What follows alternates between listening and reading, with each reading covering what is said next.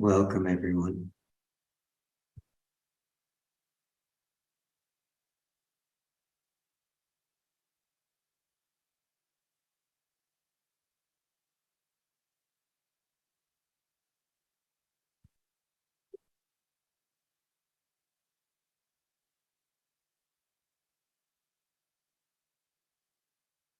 I have a question for you tonight, or this morning, or whatever it is where you are.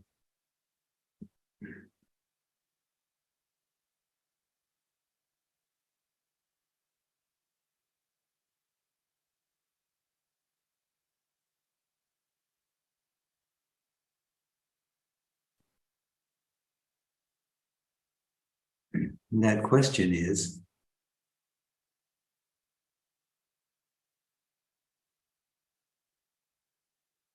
have you found the stillness, the silence of being, which is within you, eternally there, waiting for you to discover it?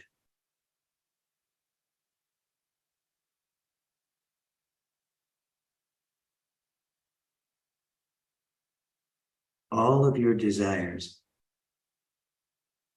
for awakening, for realization, whatever you want to call it, for enlightenment,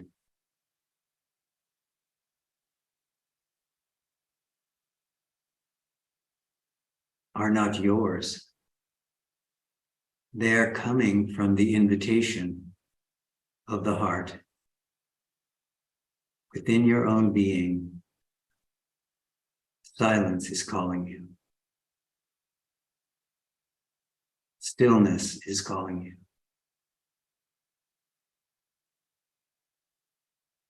Whatever other spiritual practices you may have, all valid at a certain point in your sadhana, all other spiritual practices that you are inspired to take up, short or long period of time, are answering the call, the invitation to silence.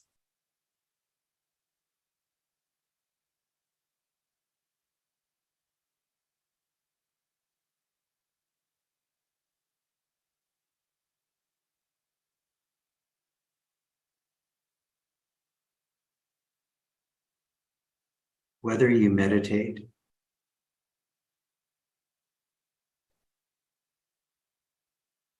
you chant, you listen to spiritual talks,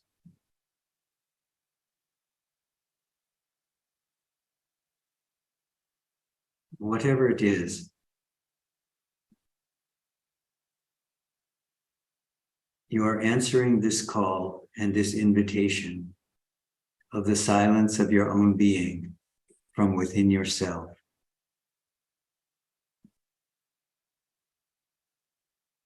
Some people think that what I'm pointing at here means that you should somehow suppress your thoughts, your mind, your desires. That's not what I'm pointing at. Whatever you suppress, whether it be thinking, acting in the world, whatever it is, whatever you suppress will eventually come back. This is why it's said that all of the solutions for quieting the mind, such as concentration, pranayama, and so on, visualization, chanting, all of these tools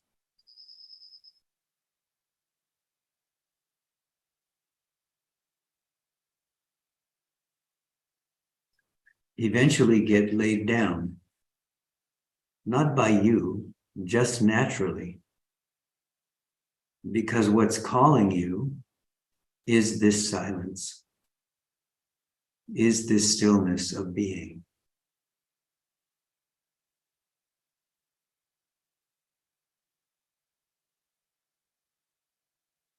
All these spiritual practices help you to focus the mind, to concentrate, to let go of the world, to let go of your concerns, to let go of your emotions, to let go of what's troubling you and bothering you in this moment, only to bring you to this place where the understanding, the recognition of the deep silence of your own being is possible.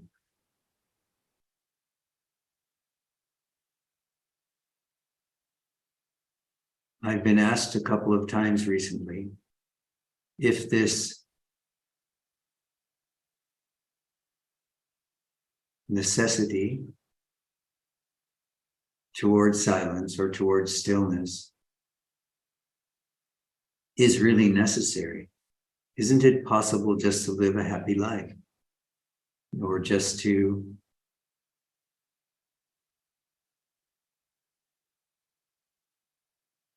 go about your daily tasks peacefully without the need to really inquire deeply into the nature of your own heart, which is silence.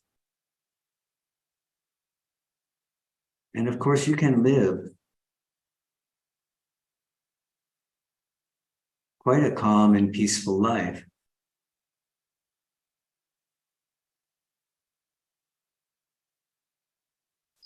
just by engaging in your spiritual practice, whatever it may be, on a regular and consistent basis, returning to this moment of concentration, this moment of presence. And you can live quite a happy and content life. So if that's your goal, just continue. But if your heart is yearning for something deeper, something which doesn't shift and change, something which feels real, stable, eternal, then without suppressing the mind, without pushing it away, without saying, get out of here, you are wrong, I don't like you, but rather by relaxing the mind and asking, what is before I? What is before this I am that I feel all the time? I know I exist. This is the meaning of I am. To feel I am is to feel I exist. Without any elaboration on that, I might add. The simple, empty recognition, I exist. Coming to this point in time or space, you can then ask yourself, what is before I am? This is another form of inquiry, isn't it? What is before I am? Some of you have already had this experience and then come to me and said, before I am, there is nothing. Yes. There is no proliferation of the mind. There is no differentiation in the mind. All differentiation in the mind, body, and world can be said is coming from the mind. The silence I'm speaking of is before that. So I say, and it is said, This silence, this stillness is before I am.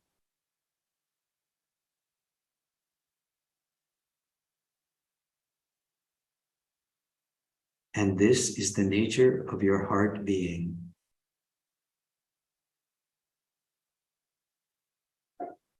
If you want to know yourself,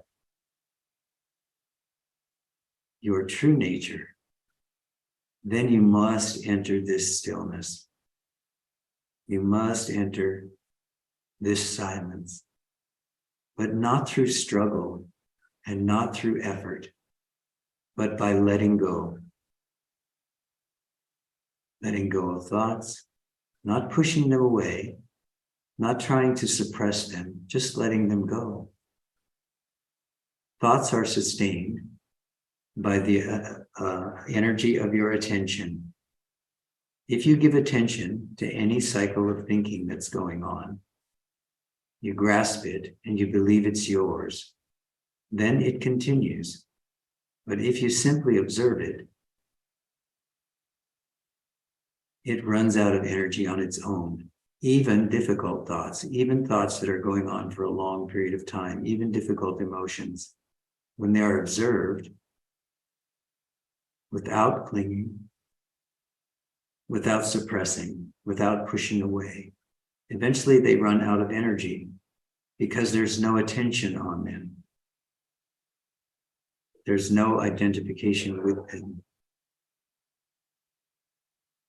Each time that you do that, you move more closely toward the silence of your own heart, that which is already there, that which you already are.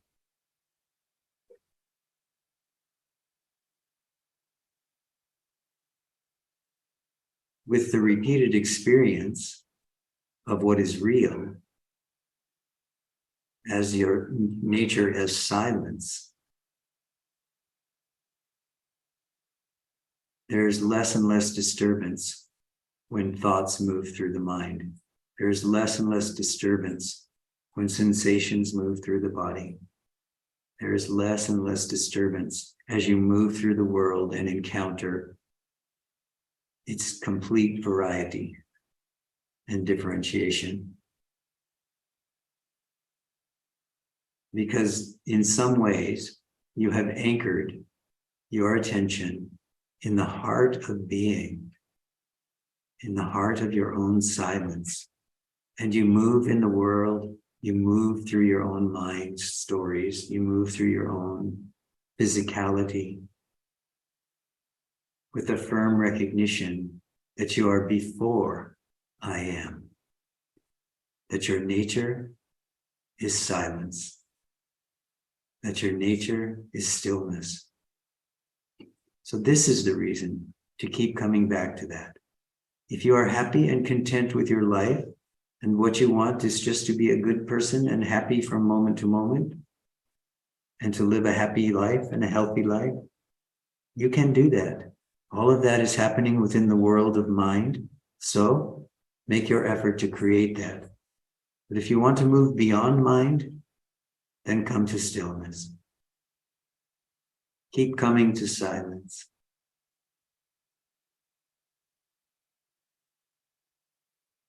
You don't need to sit for hours. You can. It's delightful. You may eventually stop moving. But you can also come to I am throughout your day for brief moments and stop there. As soon as you touch I am, the capacity for silence and stillness and direct perception of that as your true nature is there. As long as the mind, the emotions, the body, the world are occupying all of your attention is occupied by the false. As soon as you come to I am, stop, pause a moment, wait, open. The possibility for you to recognize fully and completely and perceive directly your nature as being, consciousness, and bliss. That potential is there simply by you waiting in the knowledge, I am that, or I am, and letting everything else go. When I say let everything else go, I simply mean don't allow the capacity which you have in your mind to generate attention to take over and start directing attention toward any object. To remain in silence, you withdraw attention from all objects just briefly. And slowly, over some time, your ability to withdraw attention from the objects which are being falsely identified with strengthens, and you more naturally and more easily come to this place of recognition. I am, or I exist in this moment. I am. You can feel it now, can't you? Each and every one of you. You are aware right now, in this moment. I am. I point this out to you only so that you can learn to point it out to yourself. Come into this moment. Recognize here now, I am. I feel the full force of my life. Of course, it's not my life, is it? It's life itself. When you come to I am, when you come to I,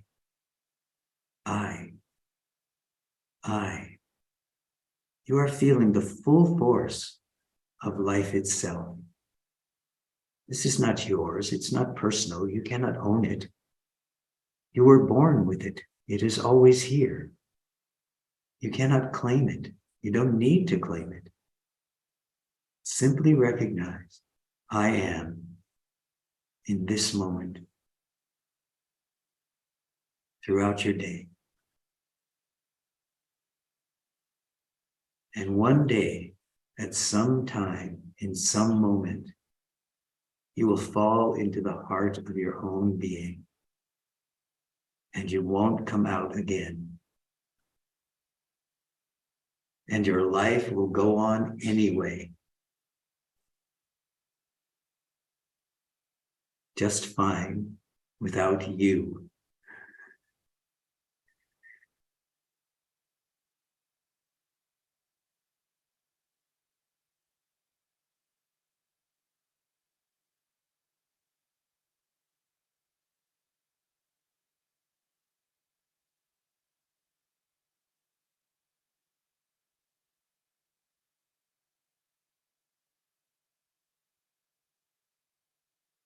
Stillness, silence, they are your nature. They are what is in your heart when you clear everything else away, when you let everything else go. You come into this moment of eternal recognition. I am that. This is available to you now. You don't need to wait. You don't need to practice hard. You don't need to suffer for God. You need to realize that there is no difference between the silence of this being and the silence of the Supreme Lord. They are the same.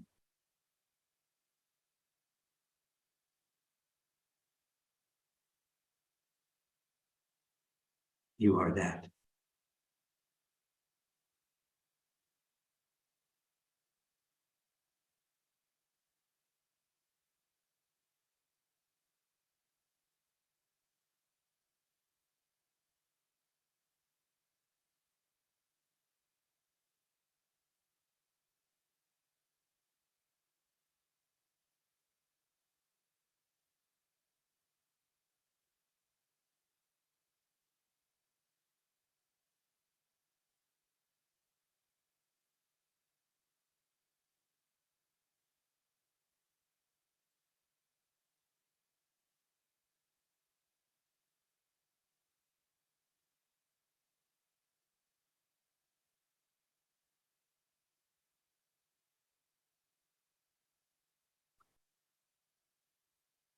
Okay.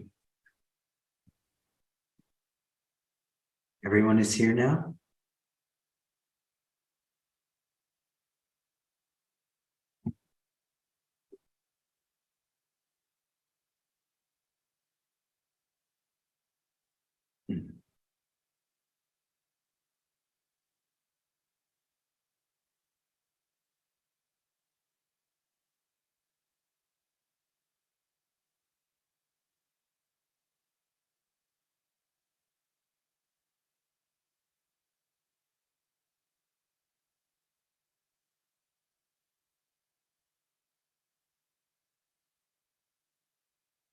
So I invite you to share your experience or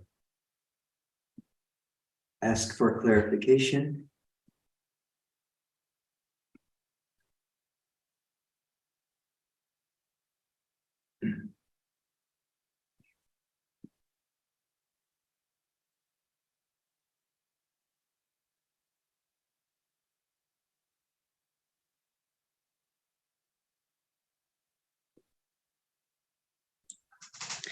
Good morning, Rishiji and all. So much love to you all. Oh, there were so many gems in that, what you just said. I loved it. Um, First of all, I like the part about the happy, living a happy life, and why not if that's a good thing you like to do. And I actually had that as my goal for quite a while. But the thing is, the quieter I got, the more these little feelings, emotions, whatever, would come up, and it would take me out of my happy state. So I really wasn't, I don't know if it's possible to live a happy life. So it would just draw me more and more into a silent space. And then the second thing, that's the best promise I've ever heard, that one day the I will just drop away and my life will keep going on. Oh, that was the best thing I think I've ever heard. I'm looking, I'm right. I feel like I'm on the edge of it, because I've touched the silence so many times. And I don't know. That was just my share for today. Yeah, very nice, Risha. Yeah, very nice, very nice. And this is so true because the sages have always said, that question often comes up, and you can read it in the scriptures. Conversations sages have had with devotees and with sadhaks and people who are doing sadhana, and this question about, well, if I awaken, if I become an enlightened being, won't I die? Because because there is no self, because there's no personal infusion going on in this body. Doesn't that mean I will die? And the answer is always, well, if that were true, then people would be always happy to die. People would always be looking forward to dying. People would always want to die. People would be taking their own lives just to, if the key was that somehow there was a correlation between enlightenment and the death of the body. And so, since that is not the case, then it has to be that what happens is that the awakened being, the awakened presence, goes on apparently as a body to fulfill the prarabdha karma, if you will, of the body. The prarabdha karma being the karma which is referred to as the cause of the physical birth. So each birth has a cause within it, and there's a karmic working out that's happening with each and every birth. But once awakening has happened, once the self is realized, once oneness is obtained, once the settling into the heart permanently has happened, there still seems to be a life going on. And so this has always been a curiosity for devotees, that the sage seems to go on having a life almost as though he or she was just like everyone else. So this points to the fact that something else is going on, that enlightenment, awakening, realization, however you want to phrase that,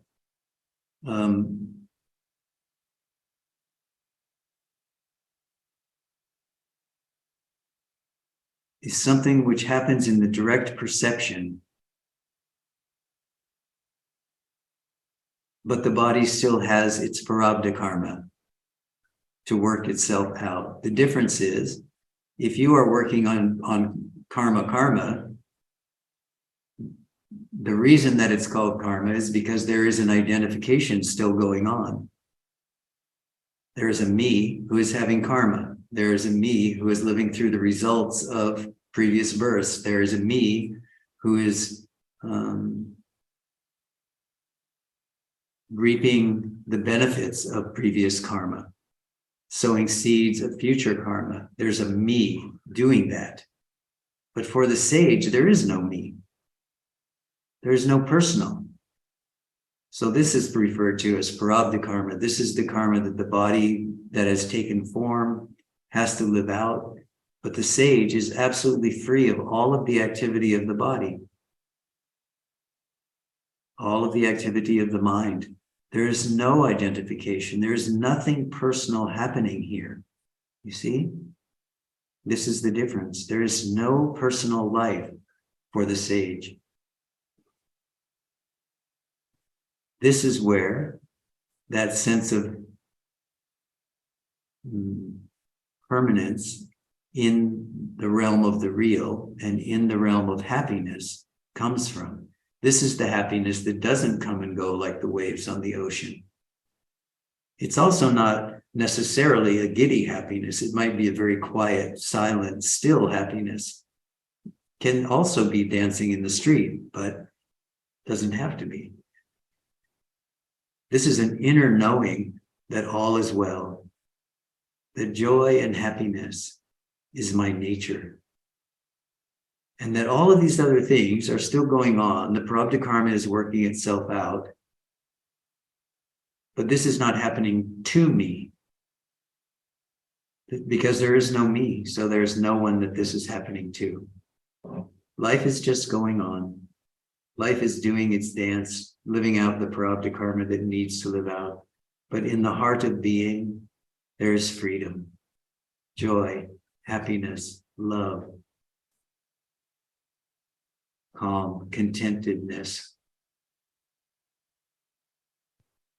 And then as time goes on and you keep coming to this stillness, to this recognition of your own silence, this experience, these perceptions of peace, of love, of happiness, of calm, they just keep expanding outward.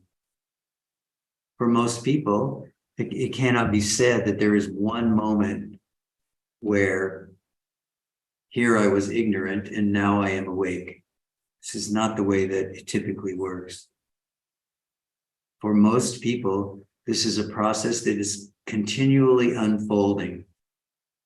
The more I understand the nature of my own being as being and consciousness and bliss, the more the heart opens and keeps expanding. And this expansion goes on infinitely and moves into the infinite space of being, well beyond the realms of the personal. And this is when we lose fear. We live in joy.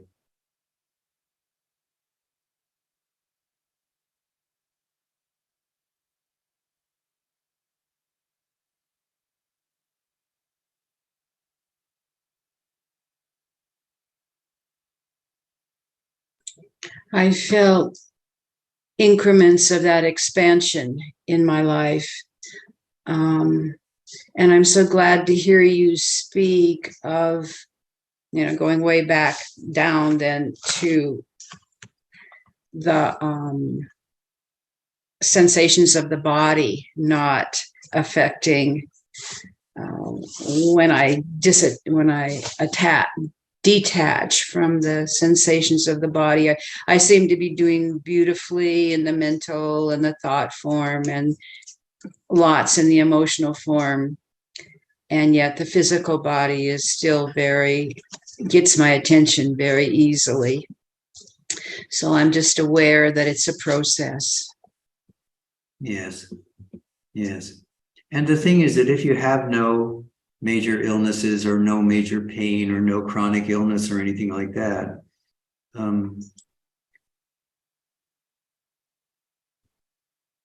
you can float on the surface of pain in a way, because the incidents are relatively few and they're smaller. You can float on the surface of that, and it never becomes a vehicle for a deep dive. But if you have chronic pain, if you have chronic illness, if you go through an incident in your life, with cancer or something like that, I think you and I may have spoken about this before at some point.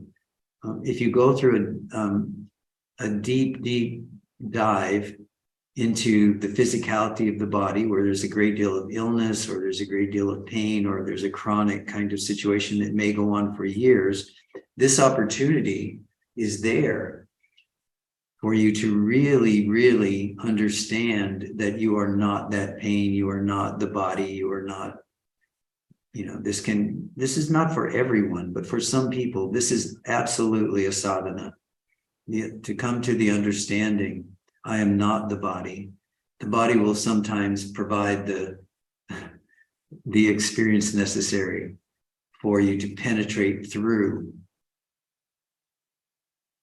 the sensations, even the difficult sensations of the body. Again, if we talk about penetrating through any kind of thing, whether it's a sensation, a thought, an emotion, an experience, whatever, what we're really talking about, though, is not forcefully, making the mind go somewhere. What we're talking about is a gentle letting go, a complete opening, so that we open past the experience. And when we open around the experience, what shows up is silence or stillness.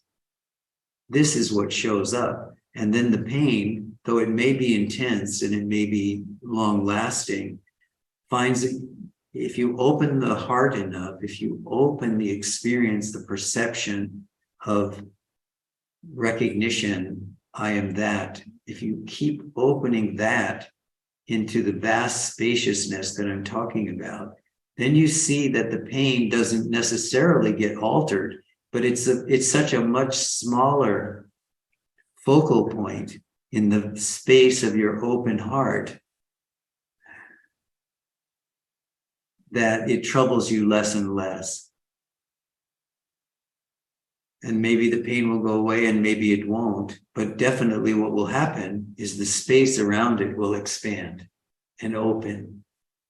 Because so much of what we try to do with pain, suffering, mental anguish, and these kinds of things, we try to repress them, suppress them, and get rid of them. But this is a different way, isn't it? This is the way of saying, open. Open into your nature as being, consciousness. This is the real, and this is vast. Anything else which is rising in mind, whether it's love, joy, peace, pain, chronic illness, whatever the circumstances are, that's arising in mind, and that's the unreal from our perspective as sadhaks, as practitioners. That's the unreal. So we always are asking the question, well, if this is unreal, then what is the real? We are asking life to show us, to open this heart, to bring us into this vast space, and into this vast space, those things which appear as difficulties in the false life of unawakened imagining become smaller and smaller and smaller. Doesn't mean that they necessarily disappear, but they become smaller and smaller and smaller. After all, we all have a body. We were all born. As the Buddha said, this is about birth, old age, sickness, and death. He didn't say this is about birth, old age, sickness, and happiness forever. If we have a body, the body is eventually going to die. The question is, are we identified with that? This body is me. Or has liberation occurred before death? If liberation has occurred, then death becomes just a natural part of having been born. It's the natural conclusion of having taken a body.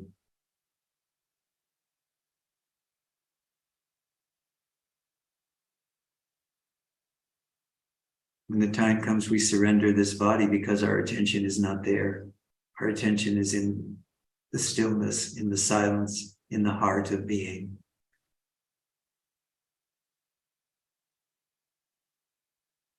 Sadhana has prepared you for that.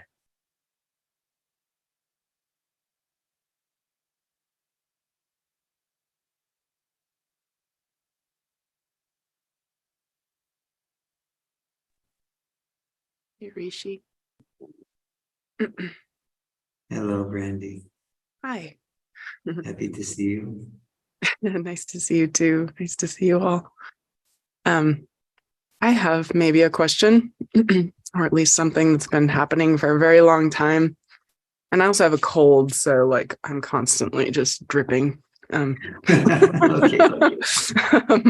Thank you for warning us. Yeah, not that it matters to anybody, but just me. so we know you aren't melting there yet. Makes me feel less, I don't know, conscientious or something. So for a long time now, for a few years, it feels like this has been happening. I guess I'm wondering, I feel like there have been moments where I've been able to touch on that silence that you're speaking of. And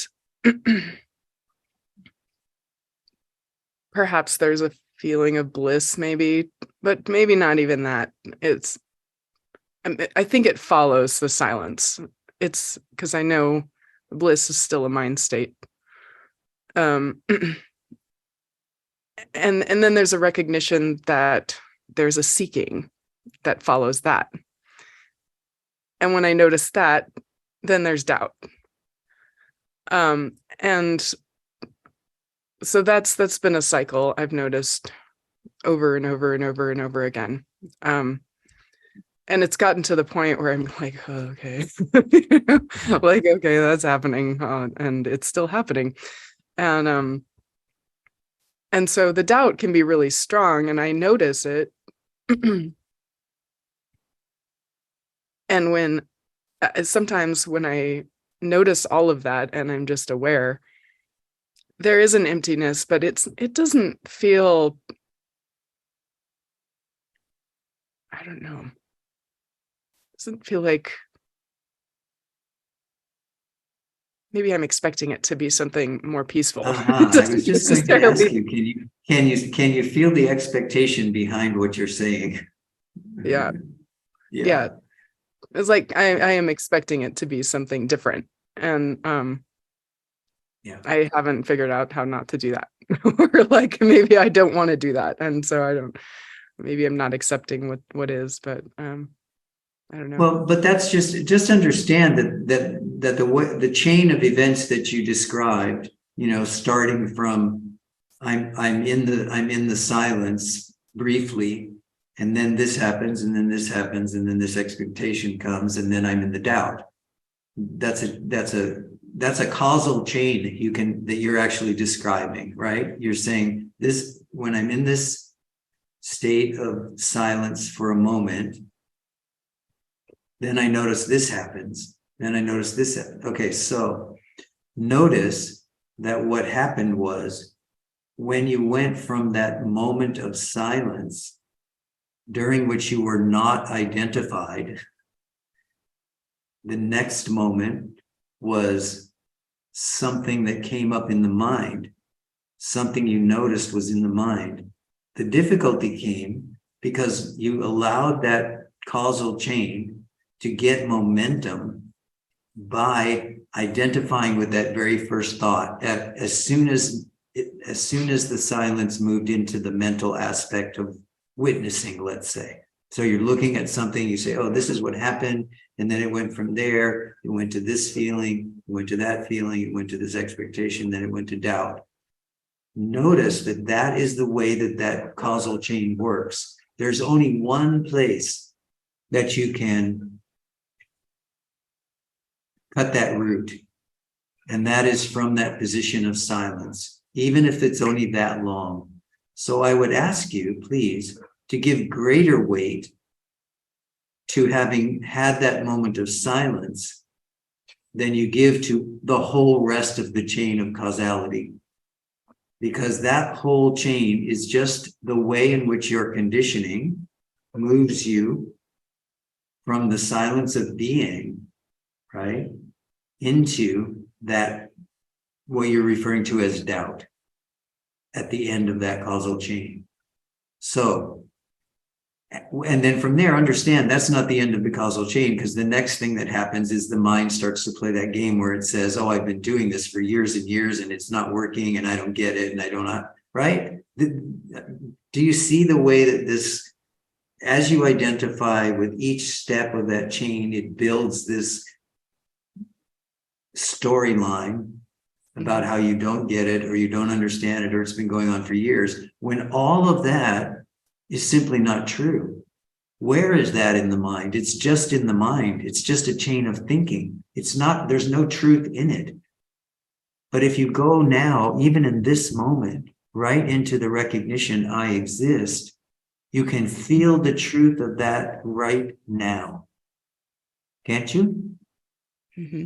If I say to you, do you exist? What do you say? Yes. Right now, you say yes right away. In that comment, in that moment, there is truth present. In all those subsequent moments that you described, there is only unreality, some story that the mind has been repeating for years. Just because the mind has been repeating it for years does not make it real or true. But if you keep coming back, as we just did, to this recognition, just briefly, I exist, I am, I am, I am. This is true. You can feel it. This is a direct perception you're having. This is not a story the mind is telling, like the story about expectations and doubt, and this has been going on for years. That's a story. I am is truth. Do you see the difference? Can you feel the difference in this moment?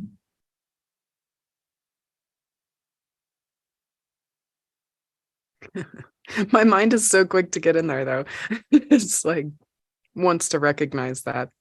Yeah, So, absolutely. There's no doubt about that. But understand that that's just a state, like, how do I want to say that?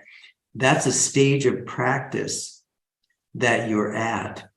But the only way to get past that is to, as soon as you see that, oh, here's this chain of causation again, rather than going into the story, this has been going on for years and I don't get it and I don't understand, which is a perpetuation of that causal chain. Rather than doing that, say, oh, here's this story again. And the remedy is, I am, I exist. Come to this very foundational and fundamental understanding. I exist. And that's what's true. Now, this I, in this circumstance, everyone understand, this I that is being referred to here is the I am. It's not the small I, right? It's not the me. When you say, I am or I exist, you're talking about the vast space of recognition. That which is always here, underlying and underpinning every experience that you have. We're talking about that I. This is the I of the Supreme, right? The I of truth. The I am that. This is what's being referred to here. So, this is why I recommend to you that you find some way to remind yourself, I am or I exist throughout the day, even for brief moments, because every moment in awakened awareness, conscious thought that is held in that space of self-existence, it conditions another moment of self-existence. And it does it in exactly the same way that as that causal chain that you described before. There's a habit in the mind to relate to your experience and to frame it into that causal chain. And that's why it keeps going. But understand that the capacity for that to happen is there because there's not a conscious process going on. There's a conditioned process going on. As soon as you say to yourself, I exist, I am, and you come fully into the presence of your own being at that moment, even if it's just that long, that conditions another moment of that, because mind does not care one way or another whether what you allow it to condition turns out positively for you or it turns out negatively for you. It simply does your bidding. It simply does your bidding. So what you want to do here is you want to use that tendency to condition that causal chain which leads to doubt. You want to stop that early, and you want to use that same energy, if you will, to put into place the foundation for the next moment of awakened being. And that's what you do when you come back repeatedly, over and over, 1,000 times a day, if you think of it, if you have the time for it. To this recognition, I am, I exist, I am that, I am awareness. Awareness is here now. But, however works best for you to frame it for you. But this is not just a mental activity. When you say, I am here now, or I am aware, feel that viscerally in the body. Use the body mind to condition the next moment of awakened conscious being in the same way that you have previously conditioned your own suffering.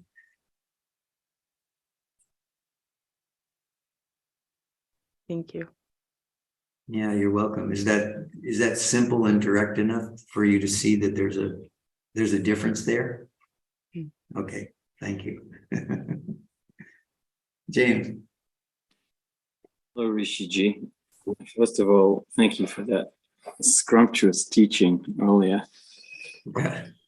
I have a question that you actually touched on it already, but it's been bubbling up, so I wanted to ask it anyway. It's about the feeling tone of resting in silence. So sometimes for me, it's just completely neutral. There's really no real feeling tone at all. It's just a peaceful neutrality. But at other times, there's this delicious upwelling of joy from the heart that spills into the body, like kind of relaxing into a warm bath where you just feel delicious. Can't think of another word. And I was just curious about that. And what's the difference there? Is it a different level of resting in silence, or what is that?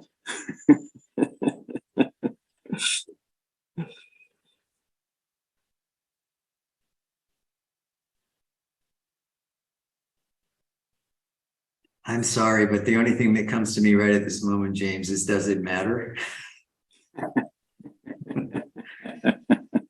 Whether you're peaceful or you're laying in a warm bath, I mean, enjoy.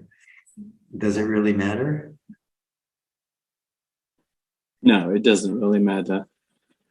I guess the mind wonders whether it's, a different level of settling into the silence or not.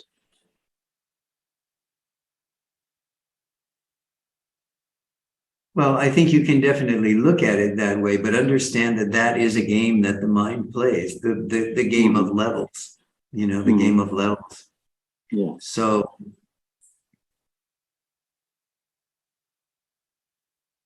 what rises in me when I hear you say that is just go with whatever's there that is allowing you to be peaceful and understand that if the mind goes, what is the difference?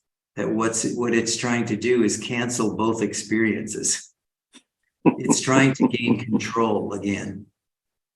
It's not going to let you just sit, in that neutral, quiet, empty space for 3 hours. It's gonna ask you, what's the difference? But when the me-ness of all of our experience is gone, we can fall into that kind of reverie where we fall into a kind of a neutral space, or we fall into that feeling that you're describing of like being so delicious in a warm bath.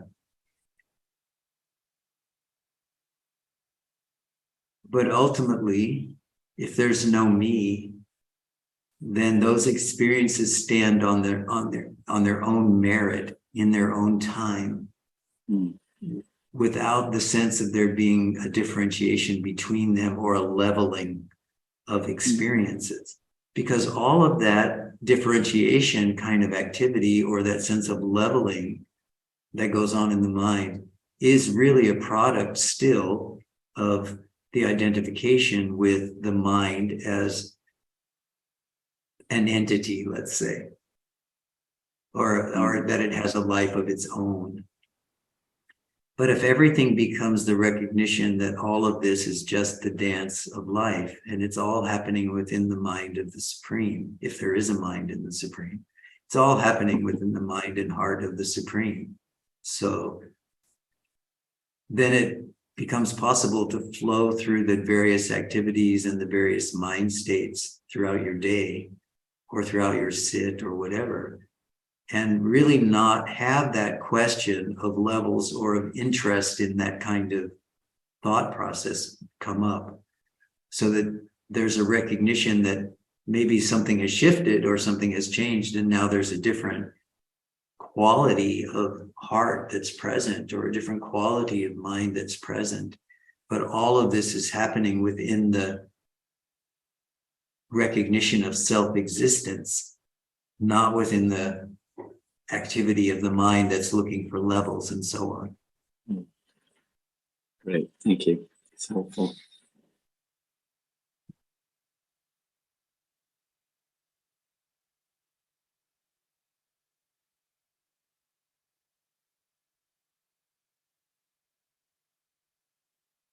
So even now we are here and we've just had this conversation about levels and so on.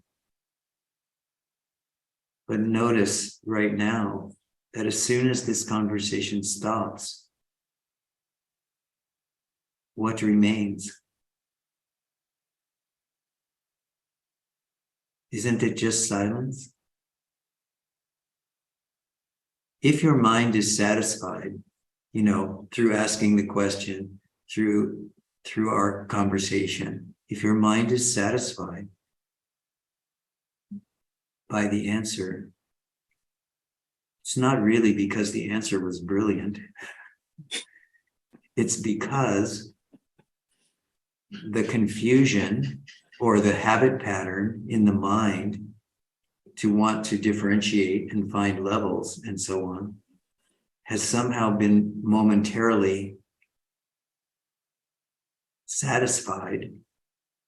And then what is seen is the underlying silence. Because the question in the mind dissipates, doesn't it? It just goes away. And then what is left? Isn't it the silence of this being, the silence of this moment? Nothing else is here. But this is eternally here. Here before the question. The reason we give an answer here is only to satisfy the longing of the mind. Once that longing of the mind is satisfied, or satiated is maybe a better word, once it's satiated, what happens is then being shines again in its natural state as silence, as awareness, which has no need for any object or any levels or any differentiation. Yes? Thank you. Thank you. Yes.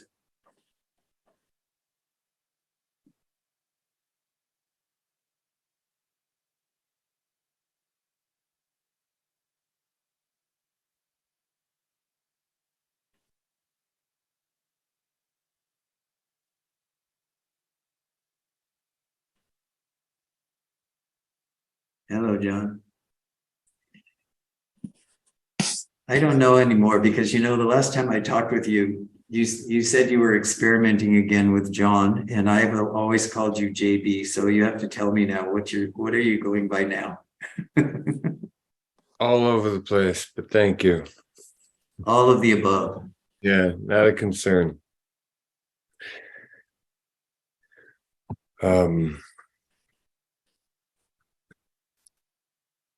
These questions, in this question, as all questions, often tempt me further into a dualistic place of, of effort. But Yeah. nonetheless, I have a question regarding, I guess it probably ultimately rises out of some sort of anxiety and dualism about the temptation or the potential for a dissociative type of apathy from the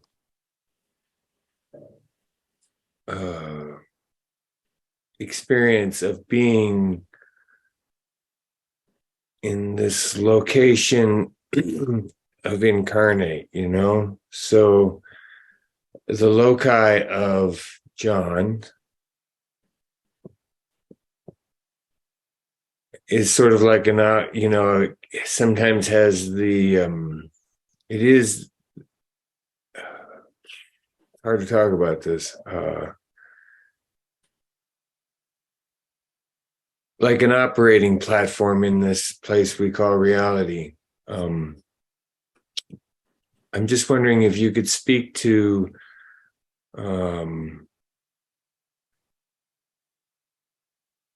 the potential or the do we need to be aware of differentiating between a dissociative apathy and stillness? Does that make sense? So dissociative apathy is a mind state. Stillness is not. Stillness is the most engaged moment of awareness, presence that you will ever experience. And the process of awakening is to stabilize, if you will, as that, not in it, as it.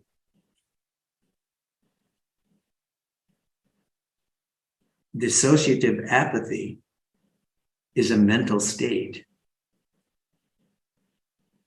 which can definitely happen when one is identified with the notion, I am the body-mind. That's where that kind of description, if you will, exists. the reason is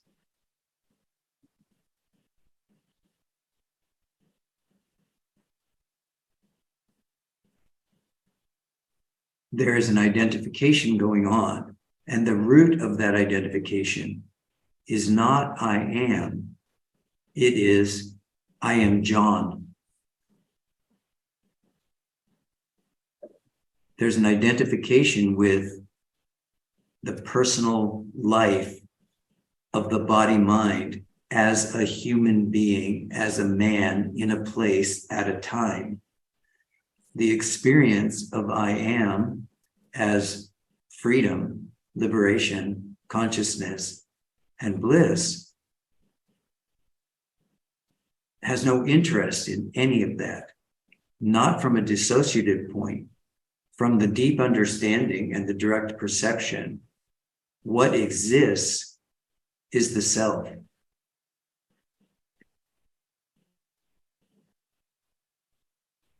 Knowing I exist as the self is a vast and unlimited knowing. So it's not bound in the way that you talk about dissociative apathy. The one who is bound is the one who believes that he is John. He is this body. He is a man. He is in this time and place. All of that is the attempt to live within a limited frame of reference. And that is the whole point of the mind, is to live within that context of the limited experience of body, mind, and world, and to be limited to that space and time.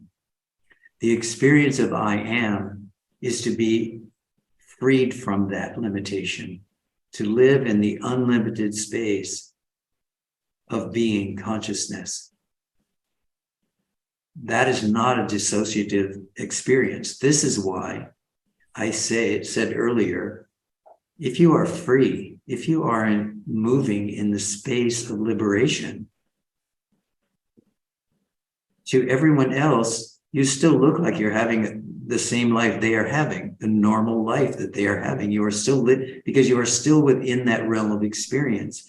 But now you understand that to think in that way, to relate to one's life as though it is limited by the body and mind, is to suffer, is to have need of a dissociative apathy at some point just to survive it. To live from freedom, to live in the space of only the self exists, and all of this is the self, and the self is unlimited freedom. Well, now this question of apathy doesn't arise because there's no one personally that it's happening to. So I would really just encourage you to begin to cut under. When you find yourself thinking that John, the body, the life that the body is living, the thoughts that the body is having, when you are wrestling with that, you are wrestling with it because you are saying that is what is reality. You said it earlier. I have to live in the real world. Well, understand that that's the mind's way of keeping you limited in that space of what it's calling the real world. From the more recognized, realized space, all of that is going on experientially. We're not denying it. So there's no need for apathy about it. We can live it any way we want. But we do understand that it is not the reality. The reality is I am. That is the real. Everything else is the false. So it's really important at this particular stage of continuing to try to understand who you really are. It's really important for you to begin at every opportunity to cut at the root of that identification that is calling the life of the body reality, because that is not true. What is true is silence, being, consciousness, bliss, heart, love, peace, joy. These are the manifestations of the realized self. They are what is real. And what I mean by real is if you remove all of the conditioning and all the underlying beliefs around the body, the mind, and the world, and the belief that that is reality, if you strip that all away, if just for a moment throughout your day, if you have a moment to just say, that is not real, I am not that. That is just what's going on. That is not real. And then ask the question, what is real? Who am I? What is truth? Then you will come out of that space and you will cut at that root, and eventually that tree will wither. And as I said, the life of the body will still go on. Now it's just the body living. There's no one living it as a person. Now you are one point of expression in the vast nature of life itself. And you realize that every other being that you come into contact with that is generating what they suppose to be their reality is also generating their suffering in some way through this belief. But you are able to free them, to liberate them, because when you stand in front of them, you don't see the body-mind world story that particular body-mind has. Instead, you see, this is the self. This is the supreme. And at this moment, it's covered over by this belief system. It's covered over by these false emotions, these false imaginings, this false belief that it is living in reality, when in fact it doesn't know what reality is. Now, the heart of compassion has opened, and everyone gets to have exactly the story they have. You don't need to interfere with it. You don't need to change them. You don't need to improve them. You don't need to satisfy your own needs through them. You see them only as the self, and you understand the foundation of their suffering, the foundation of the suffering that leads them to need to dissociate.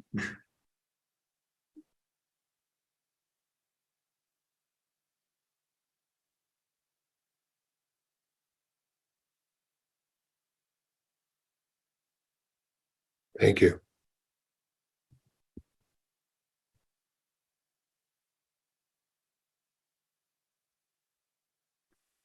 And the way that you do that for yourself is that you just keep coming back to this direct perception, I am. Because even using the words directs your attention from the false to the real. So every time you remember, I am, you are essentially saying, I am not that false story. I am being, consciousness. You don't need to say all of this to yourself. This is not a mental activity. You simply direct the attention back to the direct perception, I exist or I am. And in that moment, you differentiate between that which is truth and that which is not. And by doing that repeatedly, you come to see directly that more and more you are living in the space of truth. Truth about the nature of being, the nature of consciousness, as the foundation of everything that we call real and unreal. And all these differentiations begin to shatter and fall apart and fall away. And you can feel that right now. It doesn't need to be a long process. Simply know, I am. In this moment, I am.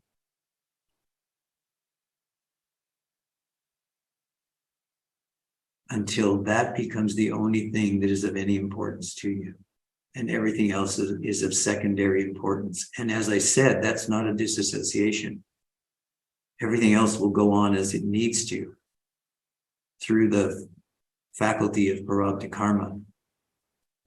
But I am here as being consciousness.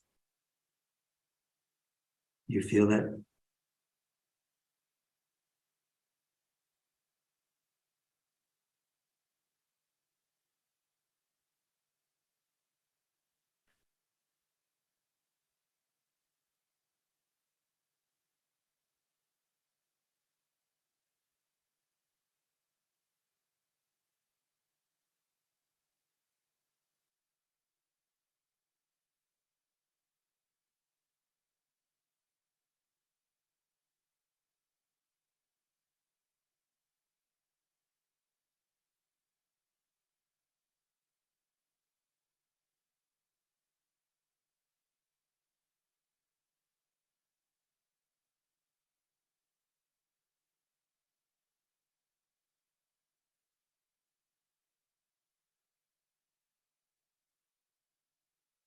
Feel the deep rest of this silence that is here now.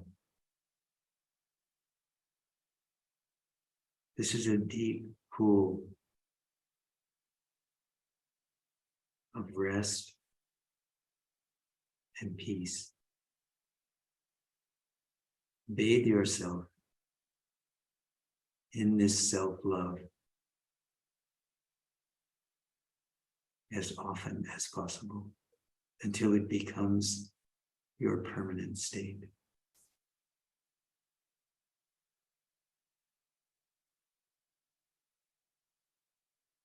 Until all of your challenges, thoughts, difficulties are simply on the surface of the vast ocean which you are.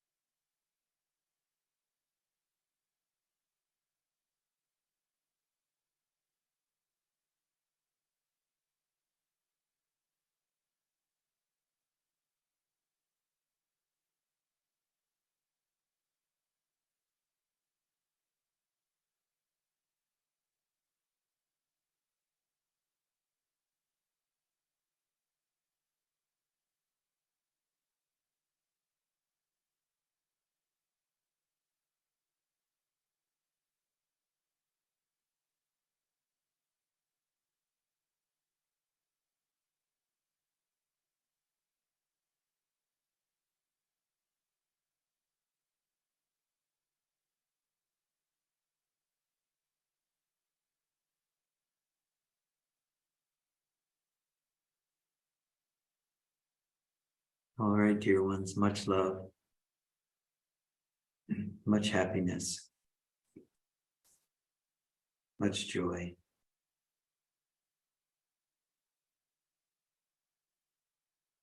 Walk in the truth of your own being. Walk in the center of your own heart.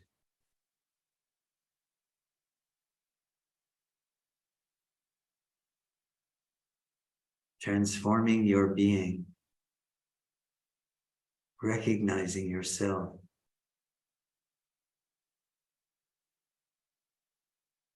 as being consciousness, living as the heart of loving awareness. You transform not only yourself, but the world, showing the world